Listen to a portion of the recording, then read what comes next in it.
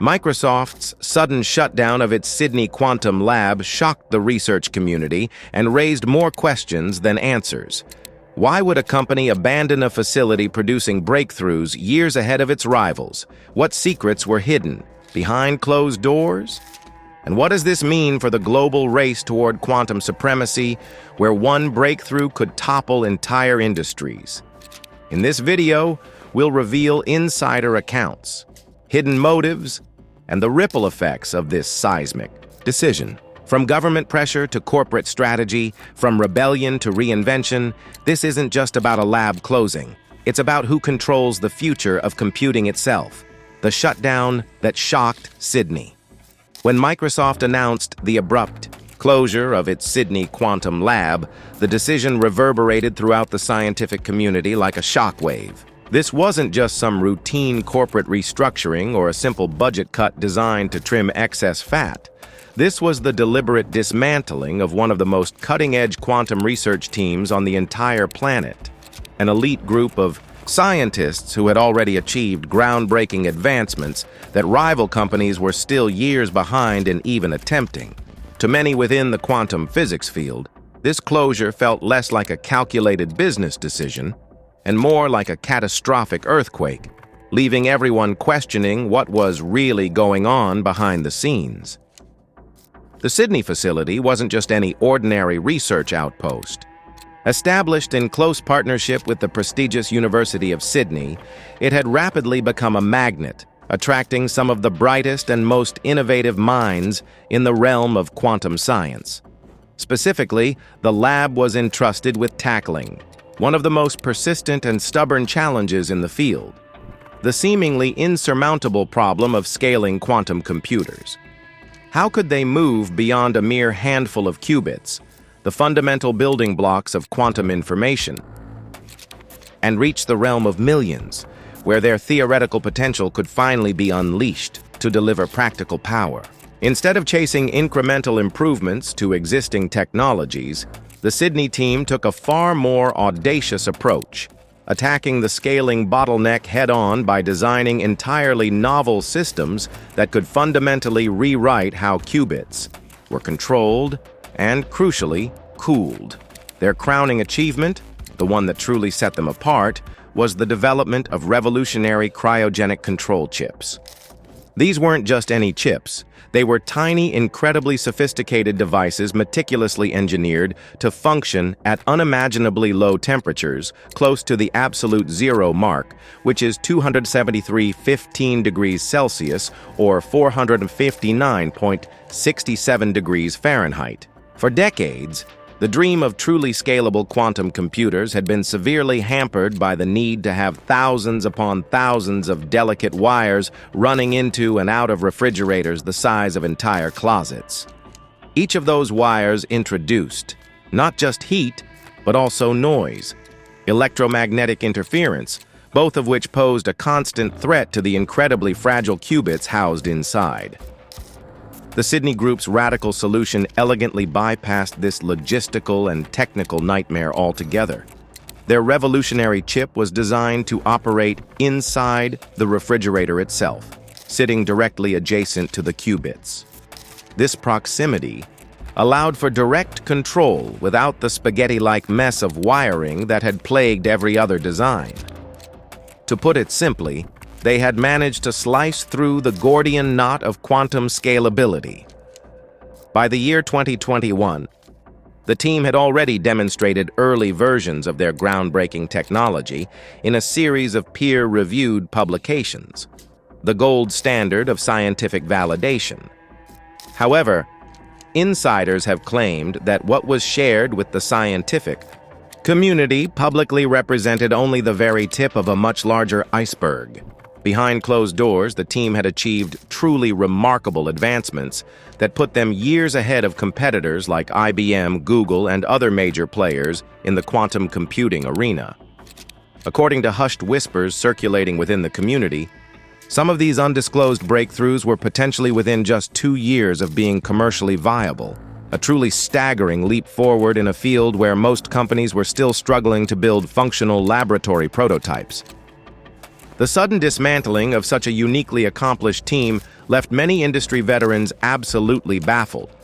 Officially, Microsoft explained the seemingly inexplicable move as a matter of corporate consolidation. The company claimed it wanted to bring its global quantum operations under one roof, centralizing all resources at its sprawling Redmond headquarters.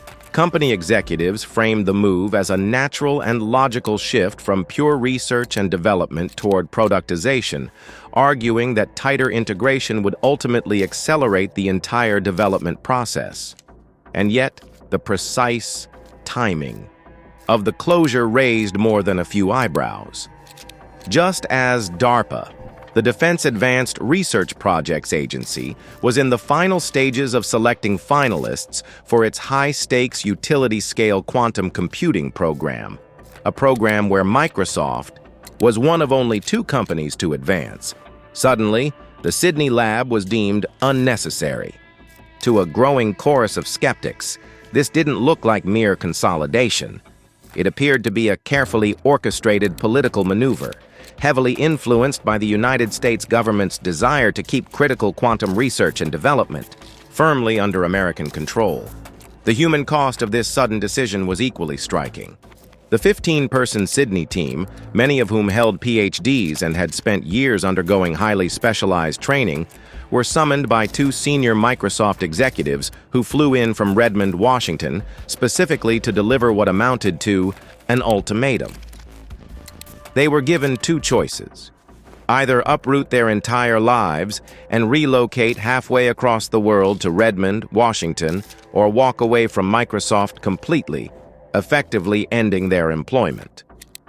To seemingly sweeten the deal, the company offered remarkably generous compensation packages, with some insiders reporting that the proposed salaries were so extraordinarily high that employees could have conceivably bought houses in Sydney outright within just a few short years, without ever needing to apply for a mortgage. Yet those golden offers came with equally restrictive golden handcuffs. Relocating meant not only abandoning their established lives in Australia, but also transferring their highly valuable research fully into Microsoft's corporate machine, where secrecy, patents, and stringent non-disclosure agreements would effectively bury their groundbreaking breakthroughs far from the public eye. For a team that had collectively poured 7 years of tireless work into pushing the very boundaries of quantum science, the choice was far from simple or straightforward. Some team members viewed the decision as a profound betrayal. The Australian government had invested heavily in building a thriving quantum ecosystem, with the Sydney lab serving as a flagship example of fruitful international partnership and collaboration. To see it dismantled overnight without any prior consultation, or even a basic warning, left government officials completely blindsided. Others in the scientific community viewed the closure as a blatant power grab by Microsoft and the U.S. government, ensuring that the most advanced quantum knowledge remained firmly under American control at a critical time when quantum computing was increasingly being classified as a technology of paramount national security. But what these talented researchers chose to do next would send shockwaves reverberating throughout the entire quantum industry. Inside the cold, humming chambers of Microsoft's Sydney lab, something extraordinary had been born. A chip unlike anything the quantum world had ever seen. Known as a cryogenic controller, it wasn't a flashy product meant for headlines or press demos.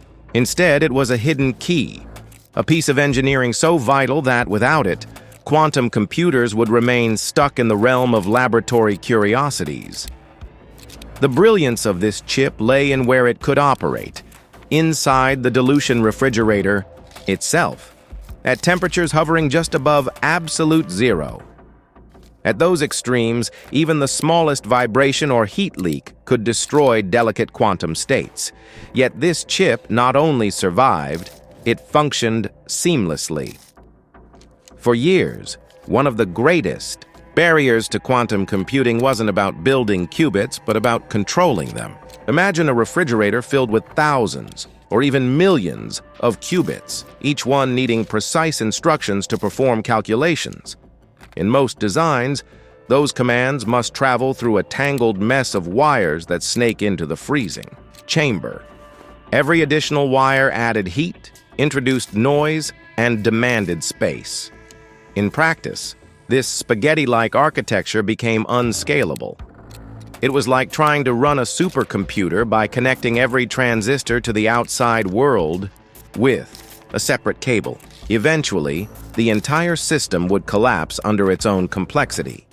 The Sydney team's cryogenic chip solved this bottleneck in a single stroke.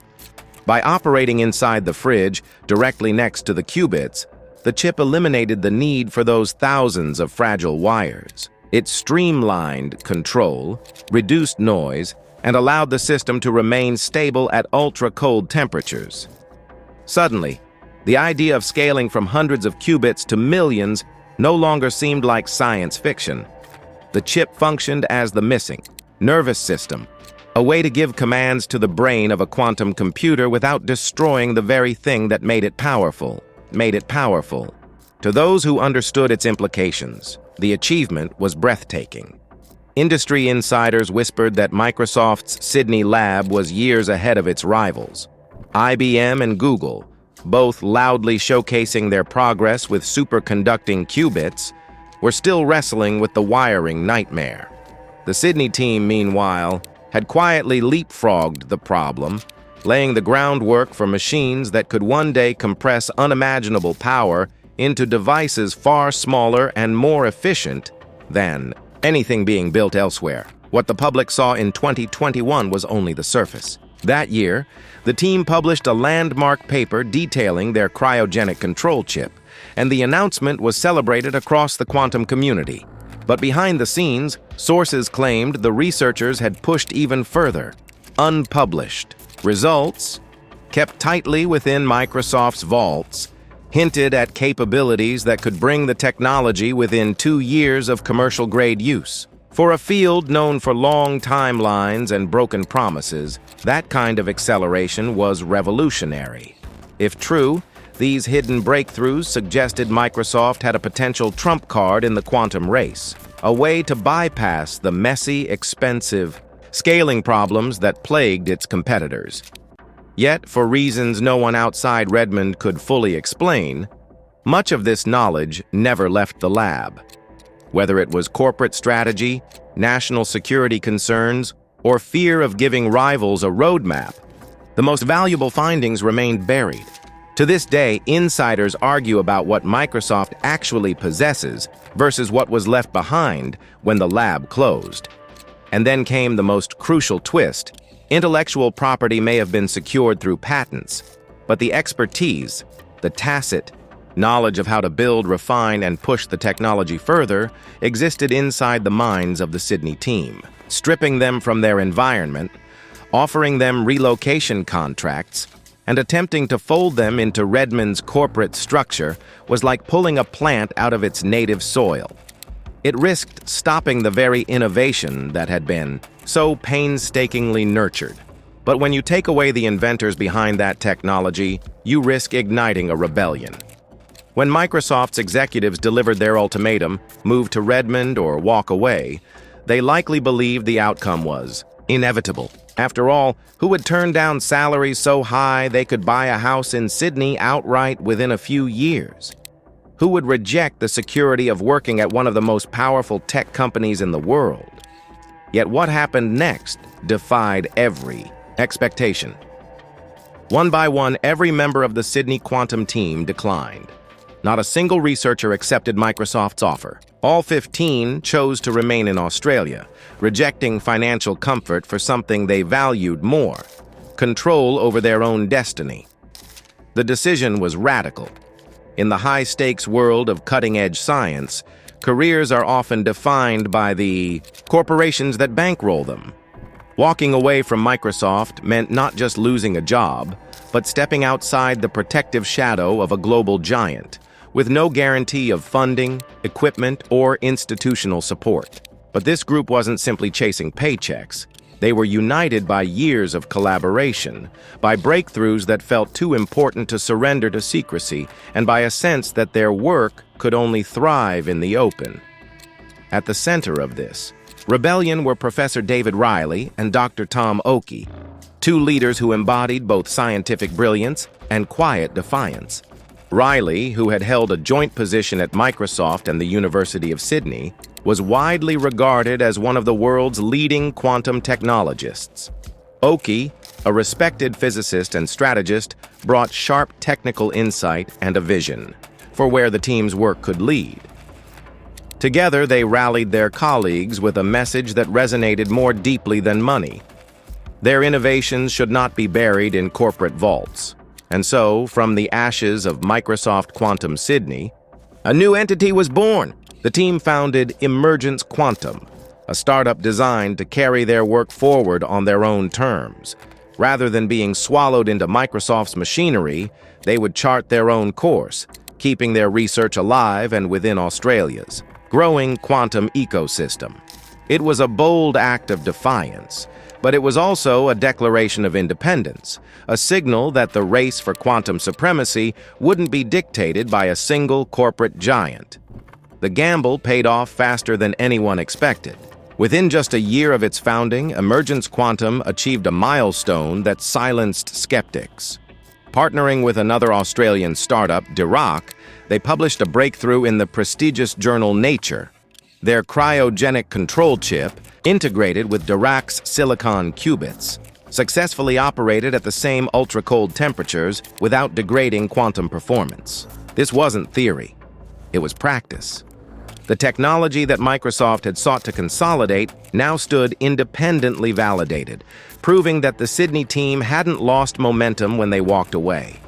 If anything, they had accelerated. Industry. Observers compared the moment to a band dropped by its record label, only to return with the album of the decade. Emergence Quantum had not been sidelined. It had reinvented itself and immediately stepped onto the global stage.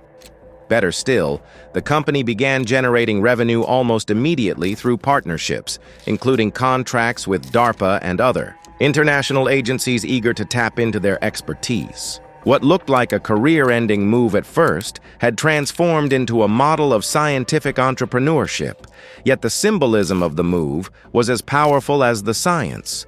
Here was a team that had rejected the golden handcuffs of corporate loyalty in favor of independence. They had proven that innovation doesn't always need billion-dollar infrastructure. It needs trust, vision, and a group of people willing to take risks together. Their defiance became a rallying point for Australia's quantum community, showing that local talent could thrive without simply becoming a branch office for foreign tech giants. Yet some insiders whisper this wasn't rebellion at all, but part of a hidden strategy. Trojan horse or burned bridge? When the dust settled after Microsoft's withdrawal from Sydney, the narrative seemed clear. A group of brilliant scientists had rebelled, choosing freedom over corporate control. But as Emergence Quantum rose from the ashes, a more unsettling theory began to circulate. What if this so-called rebellion wasn't rebellion at all? What if Microsoft, rather than losing control, had quietly allowed or even encouraged the creation of Emergence? On the surface, it sounds far-fetched. Why would a trillion-dollar company willingly let go of a team that had solved one of quantum computing's greatest engineering challenges? Why would they risk empowering a competitor in a race where every advantage matters? Yet beneath the surface, there are reasons to believe this might not be a simple case of corporate miscalculation. First, Microsoft never actually lost the crown jewels. Though Emergence Quantum carried its people and their know-how into independence, Microsoft retained ownership of all the intellectual property developed during the lab's 7 years of work. Every patent, every design, every schematic created before 2024 remained firmly under Microsoft's control. In legal terms, Emergence could not freely commercialize technologies that overlapped too closely with what they had built under Microsoft's banner. This meant that while Emergence appeared independent, its core innovations were still tethered to Redmond's vaults. Second, consider the timing. The lab's shutdown happened almost in sync with major U.S. government moves to tighten control over quantum research under export laws. DARPA had just advanced Microsoft's project into the final phase of its quantum computing program, and quantum technology itself had been reclassified as a critical technology under ITAR regulations, effectively placing a lock on research conducted overseas. In this context, allowing the Sydney team to spin out may have been less of a defeat and more of a strategic repositioning. Microsoft could centralize sensitive IP in the United States while leaving Emergence free to operate as a kind of external partner, developing technologies in the open that Microsoft could later license back. This theory becomes even more intriguing when you consider historical parallels. In the world of autonomous vehicles, Google's self-driving division Waymo accused Uber of stealing trade secrets through former employees, triggering one of the most dramatic legal battles in Silicon Valley history. The lawsuit revealed how fragile the line between independent innovation and corporate theft can be when intellectual property and talent walk out the same door. Many now wonder if Microsoft and Emergence are heading for a similar collision. If Emergence develops something too close to the cryogenic control technology patented under Microsoft, would Redmond unleash its lawyers? Or would both sides quietly collaborate, avoiding a public showdown while benefiting from each other's progress? Some industry insiders suspect the latter. They point to the fact that both Microsoft and Emergence now work with DARPA on separate quantum initiatives. Microsoft continues to push its topological qubit approach, while Emergence focuses on qubit-agnostic control systems that could interface with any architecture. Conveniently, this positioning prevents direct competition between the two. Instead of clashing head-to-head, they occupy complementary niches, creating a scenario where Microsoft could one day fold Emergence's work into its broader ecosystem through licensing or acquisition. Of course, the alternative interpretation is darker. Perhaps Microsoft did lose control. Perhaps the decision to let the Sydney team go was a gamble that backfired, creating a new rival in one of the most critical technological races of the century. In that scenario, Emergence Quantum is less of a Trojan horse and more of a burned bridge, a reminder that talent, once alienated, can't always be bought back. If this is the case, Microsoft may face not only competition from Emergence, but also the risk of seeing their former employees build alliances with rival nations and corporations. To understand the stakes, we need to see how this fits into the larger quantum arms race.